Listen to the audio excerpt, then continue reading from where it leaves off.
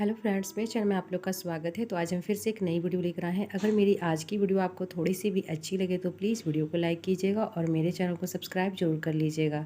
तो फ्रेंड्स, यहाँ पर मैं छत पर आई थी और उसके बाद मैंने देखा कि फूल जो हैं वो बहुत सारे खिले हुए हैं। तो यह देखिए, यह सदाबहार का जो पौधा है वह है और इसमें पिंक कलर के और वाइट कलर के फूल जो हैं वो बहुत सारे आए हुए हैं।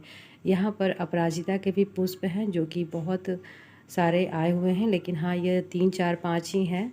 और यह जब खिलता है तो बहुत ही अच्छा लगता है देखने में। ऐसा लगता है कि बस इसी को देखते रहें। और यह फूल जो है बहुत ही प्रिय है भगवान विष्णु को, भोलेनाथ को, माँ लक्ष्मी को। यह बहुत ही ज़्यादा प्रिय पुष्प माना जाता है।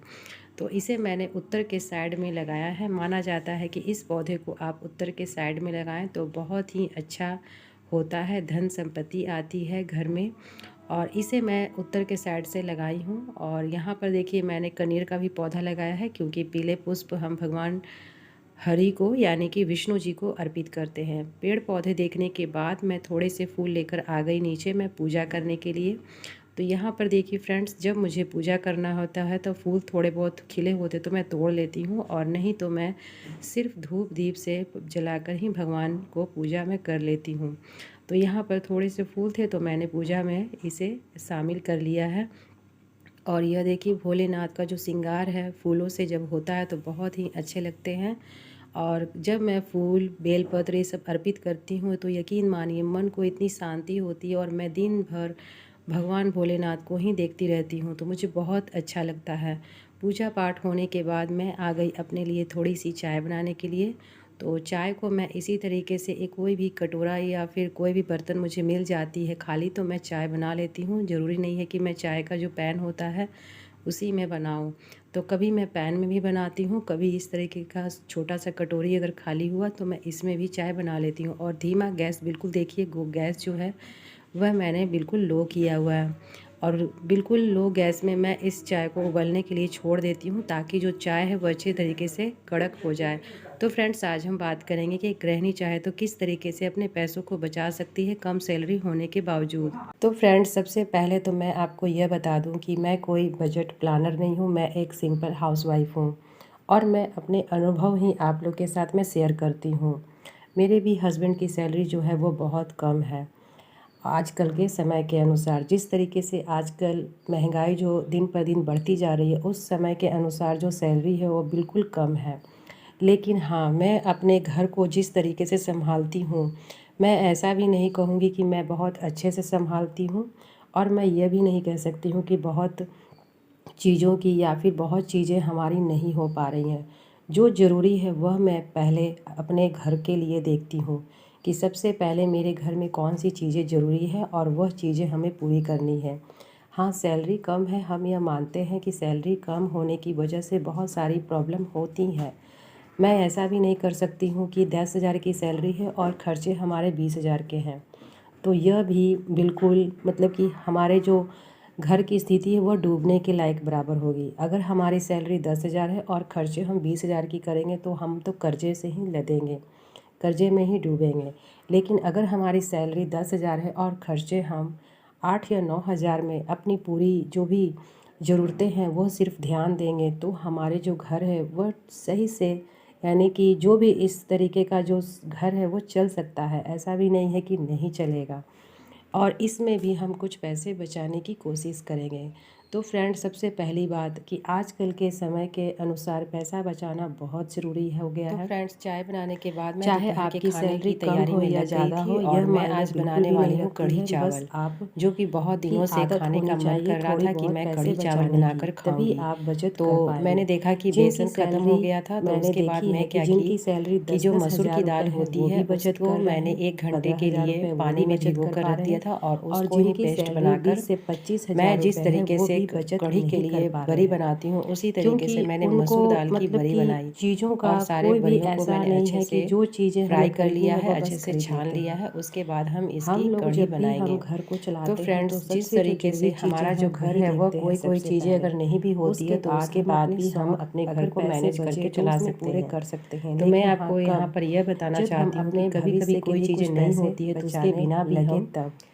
ऐसा भी गृहिणियों को कुछ न कुछ बनाने की तैयारी और करनी ही पड़ती है। तो यहाँ पर बेसन ना होने की वजह से मैंने आज यहाँ पर मसूर दाल की पकौड़ी बनाई। तो बेसन थोड़ी सी थी जिसकी मैंने तो वीडियो ये जो कढ़ी है उसके घोल में मैंने डाल दिया, और जो मसूर दाल की जो मैंने आपके साथ शेयर भिगो कर रखा था उसे मैंने पेस्ट बनाकर उसकी बड़ी बना ली, जो कि बहुत ही स्वादिष्ट बनती है। आप लोग एक बार जरूर बनाकर देखिएगा और खाइएगा और कमेंट करके ज़रूर बताइएगा।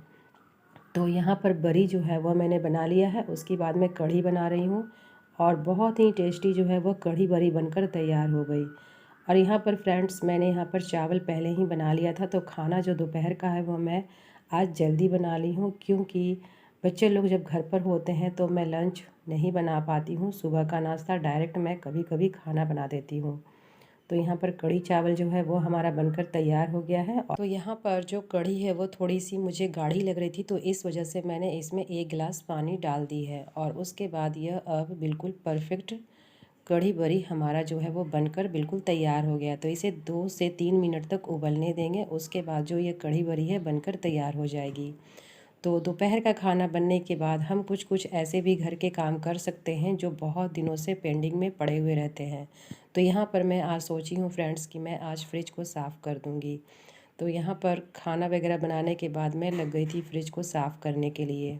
तो फ्रेंड्स जब भी हमारी सैलरी आती है, तो चाहे आपकी सैलरी 10,000 हो या फिर 20,000 हो, उसी में से आप कुछ कुछ पैसे जो हैं वो आप साइड में रख सकते हैं। जैसे कि अगर मान लेते हैं कि आपकी सैलरी 20,000 रुपये है, तो आप उसमें से कम 2,000 रुपये बिल्कुल साइड में निकाल कर रख दें। इस तरीके से करने से आपको लगेगा कि हमारे पास इतने पैसे हैं, 18,000 रुपये हमारे पास पैसे हैं और इसी में से हमें घर चलाना है। और अगर आप ज़्यादा बचत करना चाहते हैं तो आप उसमें से 2 से 3,000 रुपये भी रख सकते हैं। यह जो सैलरी से पैसे सबसे पहले निकालने की जो आदत है वह बहुत ही अच्छी है और यह बिल्कुल काम की होती है। और इन पैसों को आप चाहें तो सेविंग अकाउंट में या फिर आप अपने पास गुल्लक में ही रख सकते हैं कि कभी ज़रूरत पड़ेगी तो कुछ पैसे, जैसे कि अगर मैंने 3,000 रुपये 20,000 में से निकालें तो उसमें से मैं 2,000 रुपये या फिर 1,000 रुपये ही मैं गुल्लक में डालूंगी और 2,000 रुपये मैं साइड में रखूंगी। जब बहुत ज़्यादा ज़रूरत पड़ेगी महीने के अंत में, तब हम उस पैसे को निकालेंगे। इससे जो है वह हमारी बचत करने की धीरे धीरे आदत बनती जाएगी, अगर हमारी आदत नहीं है बचत करने की तो। क्योंकि सैलरी में से अगर हम ज़्यादा हिस्सा निकालेंगे तो हम इस आदत को ज़्यादा दिन तक फॉलो नहीं करेंगे। लेकिन अगर हम सैलरी में से कुछ ही पैसे को बचाकर हम साइड में रख देते हैं तो वह पैसे जो हैं वह बच सकते हैं, क्योंकि उतना कोई ज़्यादा असर घर गृहस्थी को चलाने में नहीं पड़ेगा। अगर आप 2,000 नहीं निकाल सकते हैं, 3,000 नहीं निकाल सकते हैं, तो सैलरी में से कम 20,000 की सैलरी में से तो आप 1,000 बिल्कुल साइड में निकाल कर रख दें। और जब आपका एक महीना 1,000 निकालने से चल जाता है तो आप दूसरे मंथ में 1,500 रुपये निकालें, तीसरे मंथ में फिर 2,000 रुपये निकालें। इस तरीके से आप अपने घर गृहस्थी को देखें कि कहाँ पर जो पैसे हैं वह हमने कमी किया, क्या हमने फालतू के खर्चों को कम किया तो हमारे ये 1,500 हज़ार रुपये बचे। और उसके बाद आपको अंदाज़ा मिल जाएगा कि आपने कौन सी चीज़ों को कम किया कि ताकि आपके पास जो ये 20,000 में से है वह 1,000 स्टार्टिंग में बचे। फिर उसके बाद धीरे धीरे आपके पास 1,500 बचाने की कोशिश आप करने लगें। तो यह चीज़ों को हम जब भी हम सैलरी आती है तो यह छोटे छोटे अगर तरीके अपनाते हैं तो यकीन मानिए यह बहुत ही कारगर होती है पैसे बचाने में। तो जब भी सैलरी आती है तो मैं क्या करती हूँ, तो ज़्यादा तो हम पैसे नहीं रख सकते हैं, लेकिन हाँ उसमें से मैं 500 रुपये अलग रख देती हूँ और वह मेरे 500 रुपये बिल्कुल बच जाते हैं। और वही तरीका मैं आपको बताती हूँ, क्योंकि जब भी हमारी सैलरी होती है, जब हम पूरे पैसे घर में रखेंगे तो हमें लगेगा कि चलो अब हम इतने खर्च किए हैं, इतने में ज़रूरी का सामान आया है, इतने में ये हो गया है, तो इतने पैसे हमारे पास बचे हुए हैं तो इन पैसों का हम इस्तेमाल कर सकते हैं। लेकिन अगर हम उसमें से 2,000 रुपये पहले मंथ से, अगर हमें सेविंग की आदत नहीं है तो पहले मंथ से हम 1,000 से ही सेविंग की शुरुआत करेंगे। उसके बाद धीरे धीरे हम अपने अमाउंट को बढ़ाते जाएंगे, तो हमारी जो बचत है वह दिन पर दिन अच्छी होती जाएगी। तो सबसे पहले हमारी सैलरी में से 1,000 रुपये निकालने की हम कोशिश करेंगे और उस 1,000 रुपये में से 500 रुपये हम अपने पर्स में रखेंगे और 500 रुपये हम गुल्लक में डालेंगे, ताकि जब भी हमें ज़रूरत पड़े तो हम 500 रुपये का तो इस्तेमाल कर सकते हैं, लेकिन जो 500 रुपये है वह कम से कम बचें। और यहाँ पर मैं आपसे कहना चाहती हूँ कि बचत एक दिन में नहीं होती। हर महीने थोड़ी थोड़ी पैसे बचाने से ही हमारी बचत की शुरुआत होती है और एक बार बड़ा अमाउंट जमा होता है। जब हम हर महीने थोड़ा थोड़ा पैसा बचाएंगे तो वही पैसा जो है एक बार बड़ा अमाउंट बनता है। ऐसा नहीं है कि बचत जो है वह एक दिन में, एक महीने में आपकी पूरी हो जाती है। आप धीरे धीरे बचत की आदत जो है वो अपनी बनाए रखते हैं तो आपका एक अच्छा खासा अमाउंट जो है वो आपके भविष्य के लिए तैयार होता है और यही अमाउंट जो हमारी ज़रूरत पड़ने पर काम आती है। तो फ्रेंड्स, मैं आपसे यही कहूँगी कि जिन लोगों की बचत करने की आदत नहीं है वह भी अपने थोड़े से खर्चों में से पहले ही स्टार्टिंग में अपनी सैलरी आते ही उसमें से कुछ पैसे, कुछ अमाउंट निकाल दें, ताकि हमें बचत करने में आसानी होगी। क्योंकि अगर आप उन पैसों को पहले नहीं निकालेंगे तो आप हर चीज़ों को लाने में ही व्यस्त रहेंगे और अपने सामानों की कभी भी आपको समझ में नहीं आएगी कि कहाँ पर जो खर्चे हैं वो हमें रोकनी चाहिए थी और कहाँ पर जो खर्चे हैं वो हमें करनी चाहिए। तो सबसे पहले हम यही करेंगे कि अपनी सैलरी जो भी, चाहे वो लेडीज़ हो, घर की हाउसवाइफ हो, तो वो भी इन चीज़ों का ध्यान रख सकती हैं और अगर आप एक जेंट्स हैं तो आप भी इन चीज़ों का ध्यान रख सकते हैं। अगर आपको बचत करनी है तो सैलरी में से कुछ पैसे निकाल सकती हैं और अगर घर की गृहिणियाँ घर को संभालती हैं, सैलरी आते ही हस्बैंड जो है उनको पैसा देती हैं, तो उनका पूरा दायित्व बन जाता है कि वह अपने घर को अच्छे से चलाए और उसी में से कुछ पैसे जो है वह अपने भविष्य के लिए बचा कर रखें। तो फ्रेंड्स, वीडियो जो है वो थोड़ा लंबा हो जाता है, लेकिन हाँ, वीडियो अगर आपको थोड़ी भी अच्छी लगती तो प्लीज़ लाइक ज़रूर किया कीजिएगा और मेरे चैनल को सब्सक्राइब करना बिल्कुल भी ना भूलें। तो फ्रेंड्स, मैंने भी इसी तरीके से किए हैं और मैं यह चीज़ एक दिन में नहीं की है, मुझे भी सालों बीत गए करते हुए और आज भी मैं इस चीज़ को फॉलो कर रही हूँ, इस नियम को फॉलो करती हूँ। क्योंकि जो भी मैंने स्थिति को देखा है वह मैंने बहुत करीब से देखा है कि पैसे जब हमारे पास नहीं होते हैं तो घर को तो हम किसी तरीके से चला लेते हैं, 2 वक्त का खाना खा सकते हैं, लेकिन बाकी चीज़ें हमारी जो हैं वो रुक जाती हैं। जैसे बच्चों की पढ़ाई रुक सकती है, जो ज़रूरी चीज़ है, जो सबसे ज़्यादा मैं मानती हूँ कि बच्चों की पढ़ाई कभी नहीं रुकनी चाहिए। हम अपने शौक़ को पूरा करने में भले कमी कर दें कि नहीं, हमारे जो शौक़ हैं वो आगे चलकर कभी भी पूरे हो सकते हैं। हाँ, ये भी चीज़ कहना जायज़ है कि जब हमें जिस चीज़ की ज़रूरत होती है, शौक़ होते हैं, वो पूरे नहीं होते हैं तो आगे जाकर वो शौक़ भी हमारे जो हैं वो ख़त्म हो जाते हैं। तो मेरे लिए तो फ्रेंड्स, शौक़ उतने मायने नहीं रखते हैं, क्योंकि पैसे से ही शौक़ भी पूरे हो सकते हैं।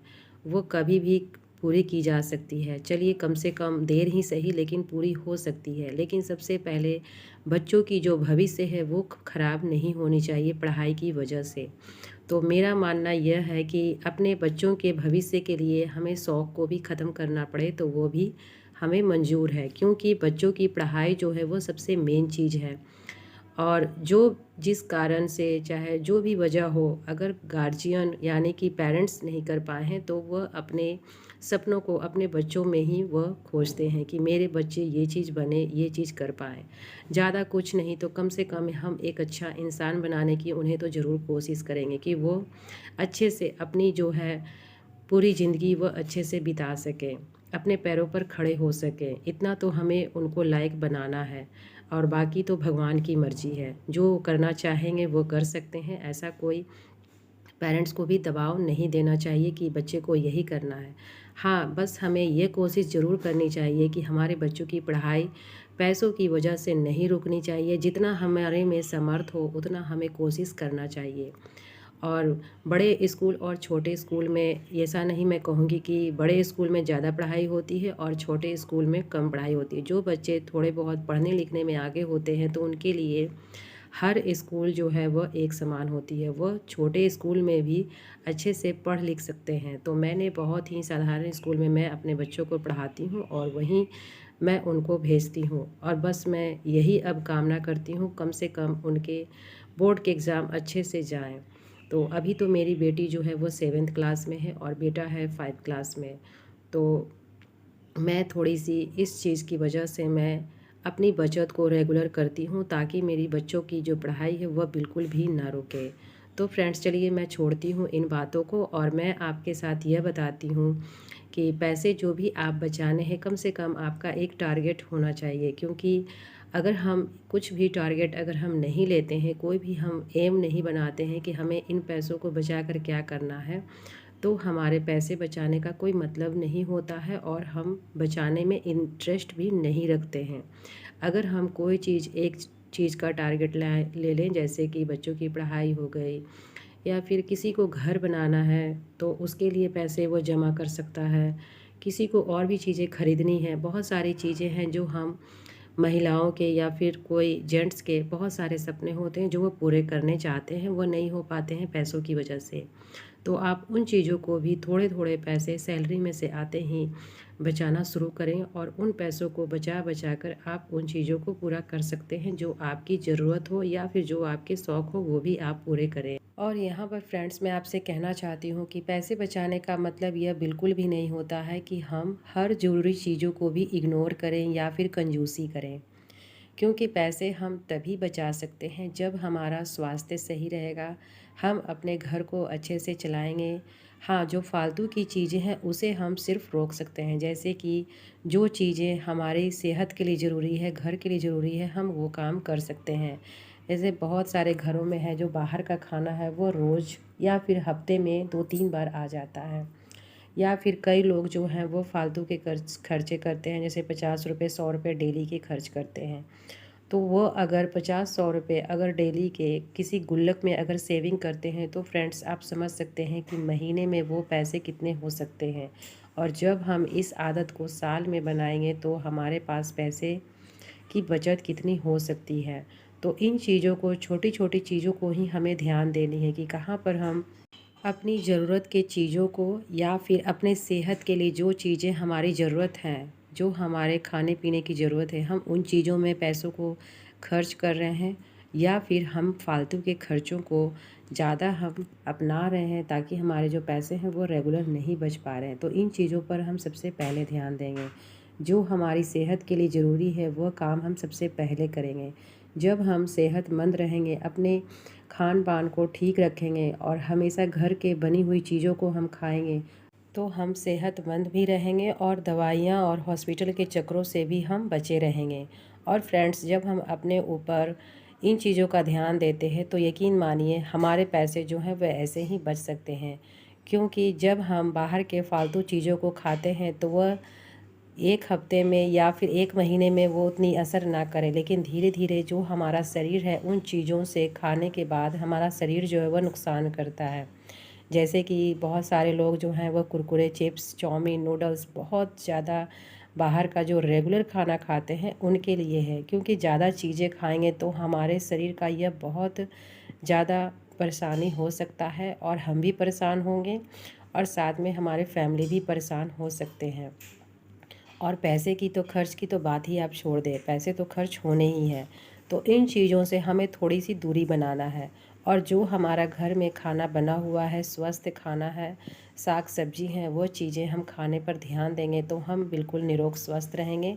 और तब जाकर हमारे पैसे जो हैं वो ज़रूरत में खर्च होंगे और ज़रूरत की चीज़ों को खर्च करने में और उसके बाद पैसे बचाने में भी हमारा जो ध्यान है वो पूरा फोकस जो है वो बना रहेगा। तो इन चीज़ों को आप बिल्कुल दूर करें, जो फालतू के खर्चे हैं, बाहर की चीज़ों को बिल्कुल इग्नोर करें। अगर आप चाहते हैं कि हमारे पास पैसे बचें और घर के बनाए हुए चीज़ें, चाहे आपको अगर महीने में कोई भी ऐसा चीज़ है जो आपको खाने का मन करे तो आप खा सकते हैं। और ऐसा भी नहीं है कि अगर हम हफ्ते में 1 या 2 बार खाएंगे तो वो नुकसान कर सकती है। हाँ, हफ्ते में 1-2 बार खाने से कोई दिक्कत नहीं है, आप खा सकते हैं। लेकिन रेगुलर अगर हम इन चीज़ों को अपनाते हैं तो हमारे लिए समस्या खड़ी हो सकती है।